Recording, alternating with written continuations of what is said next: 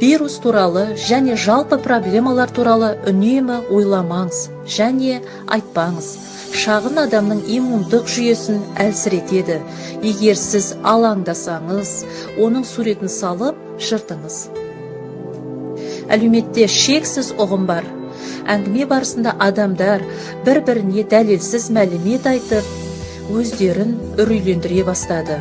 Сондықтан сізді өз қорқыныштарына жетелей бастағандардың барлығын тоқтатыңыз. Бұл сіздің эмоцияларыңыз үшін инфекция.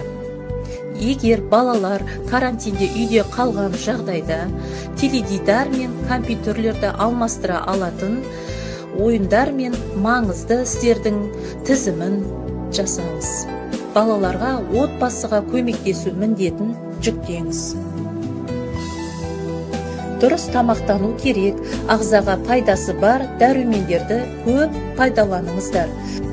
Күніне 1-2 рет өте жағымды түстерге немесе естеліктерге көңіл бөліңіз. Өзіңізге осы рахаттануды сезінуге мүмкіндік беріңіздер. Күн сайын 15 минут дене шынықтыруға арнаңыз.